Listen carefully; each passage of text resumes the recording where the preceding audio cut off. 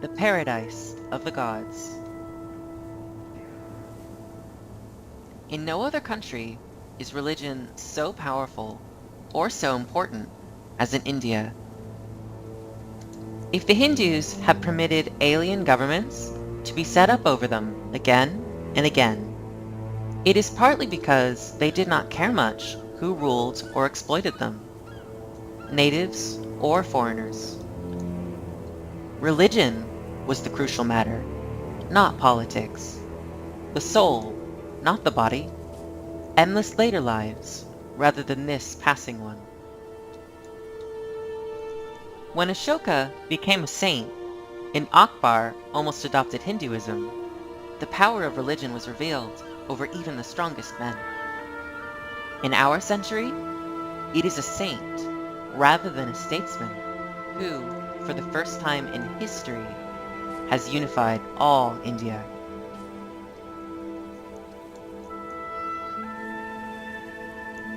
The later history of Buddhism.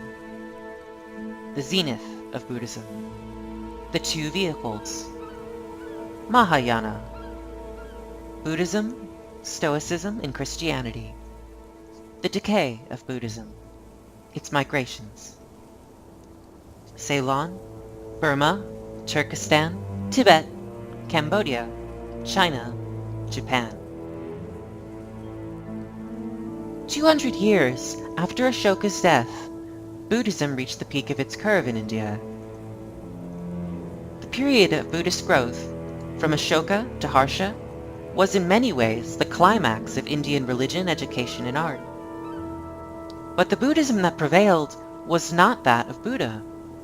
We might better describe it as that of his rebellious disciple Subhata, who, on hearing of the master's death, said to the monks, "Enough, sirs! Weep not, neither lament.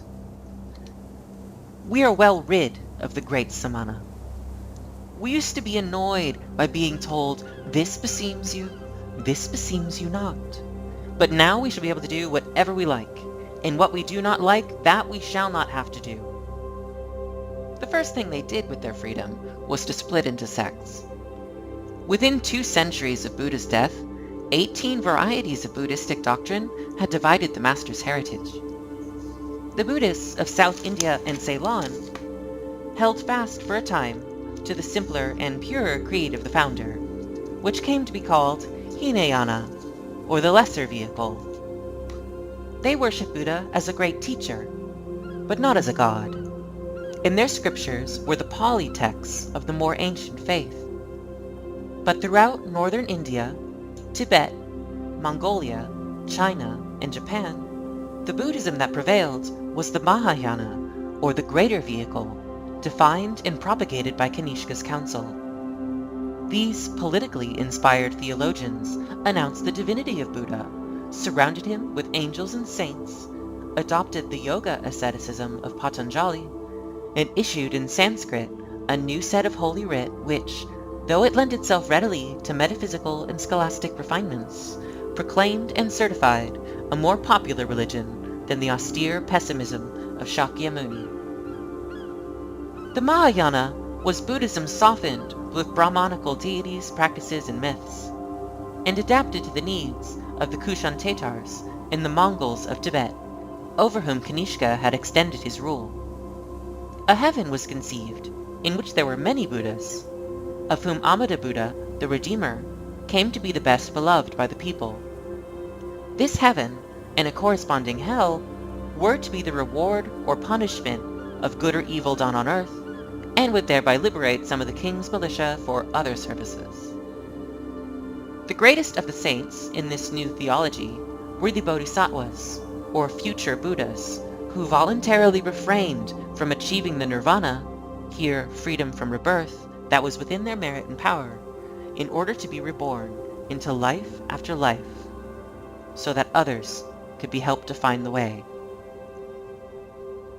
In one of the Puranas, there is a typical legend of the king who, though deserving heaven, stays in hell to comfort the sufferers, and will not leave it until all the damned are released.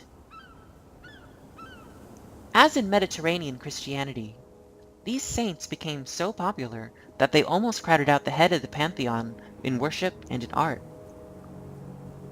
The veneration of relics, the use of holy water, candles, incense, the rosary, clerical vestments, a liturgical dead language, monks and nuns, monastic tonsure and celibacy, confession, fast days, the canonization of saints, purgatory and masses for the dead, all flourished in Buddhism, as in medieval Christianity, and seem to have appeared in Buddhism first. The Buddhists, says Ferguson, kept 5 centuries in advance of the Roman Church in the invention and use of all the ceremonies and forms common to both religions. Edmonds has shown in detail the astonishing parallelism between the Buddhist and the Christian Gospels. However, our knowledge of the beginnings of these customs and beliefs is too vague to warrant positive conclusions as to priority. Mahayana became to Hinayana or primitive Buddhism what Catholicism was to Stoicism in primitive Christianity. Buddha, like Luther, had made the mistake of supposing that the drama of religious ritual could be replaced with sermons and morality. And the victory of a Buddhism rich in myths, miracles, ceremonies, and intermediating saints corresponds to the ancient and current triumph of a colorful and dramatic Catholicism over the austere simplicity of early Christianity and modern Protestantism. That same popular preference for polytheism, miracles, and myths, which destroyed Buddha's Buddhism, finally destroyed in India the Buddhism of the greater vehicle itself.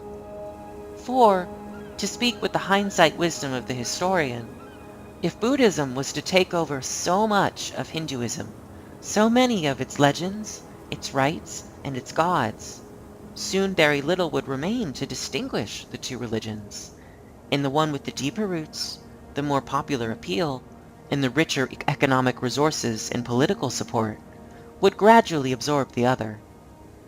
Rapidly superstition, which seems to be the very lifeblood of our race, poured over from the older faith to the younger one, until even the phallic enthusiasms of the Shakti sects found place in the ritual of Buddhism. Slowly, the patient and tenacious Brahmins recaptured influence and imperial patronage, and the success of the youthful philosopher Shankara in restoring the authority of the Vedas as the basis of Hindu thought put an end to the intellectual leadership of the Buddhists in India. The final blow came from without, and was in a sense invited by Buddhism itself. The prestige of the Sangha, or Buddhist order, had, after Ashoka, drawn the best blood of Magadha into a celibate and pacific clergy. Even in Buddha's time, some patriots had complained that the monk Gautama causes fathers to beget no sons, and families to become extinct. The growth of Buddhism and monasticism in the first year of our era sapped the manhood of India, and conspired with political division to leave India open to easy conquest. When the Arabs came, pledged to spread a simple and stoic monotheism, they looked with scorn upon the lazy, venal, miracle-mongering Buddhist monks. They smashed the monasteries, killed thousands of monks, and made monasticism unpopular with the cautious. The survivors were reabsorbed into the Hinduism that had begotten them. The ancient orthodoxy received the penitent heresy, and Brahmanism killed Buddhism by a fraternal embrace. Brahmanism had always been tolerant. In all the history of the rise and fall of Buddhism and 100 other sects, we find much disputation, but no instance of persecution. On the contrary, Brahmanism eased the return of the prodigal by proclaiming Buddha a god as an avatar of Vishnu, ending animal sacrifice, and accepting into orthodox practice the Buddhist doctrine of the sanctity of all animal life. Quietly and peacefully, after 100 years of gradual decay, Buddhism disappeared from India. today there are in India proper only 3 million Buddhists, 1% of the population. Meanwhile, it was winning nearly all the remainder of the Asiatic world. Its ideas, literature, and its art spread to Ceylon in the Malay Peninsula to the south, to Tibet and Turkestan in the north, to Burma, Siam, Cambodia, China, Korea, and Japan in the east. In this way, all the regions except the Far East received as much civilization as they could digest, precisely as Western Europe and Russia received civilization from Roman and Byzantine monks in the Middle Ages. The cultural zenith of most of these nations came from the stimulus of Buddhism. From the time of Ashoka to its decay in the 9th century, Anuradhapura in Ceylon was one of the major cities of the Oriental world. The Bo tree there has been worshipped for 2,000 years, and the temple on the heights of the Kandy is one of the Meccas of the 150 million Buddhists of Asia. The temple at Kandy contains the famous eye tooth of Buddha, 2 inches long and 1 inch in diameter. It is enclosed in a jeweled casket, carefully guarded from the eyes of the people, and carried periodically in a solemn procession which draws Buddhists from every corner of the Orient. On the walls of the temple, frescoes show the gentle Buddha killing sinners in hell. The lives of great men all remind us how helplessly they may be transmogrified after their death. The Buddhism of Burma is probably the purest now extant, and its monks often approach the ideal of Buddha. Under their ministrations, the 13 million inhabitants of Burma have reached a standard of living considerably higher than that of India. Sven Hedin, Aurel Stein, and Peliot have unearthed from the sands of Turkestan hundreds of Buddhist manuscripts and other evidences of a culture which flourished there from the time of Kanishka to the 13th century AD. In the 7th century of our era, the enlightened warrior Strongson Gampo established an able government in Tibet, annexed Nepal, built Lhasa as his capital, and made it rich as a halfway house in Chinese-Indian trade.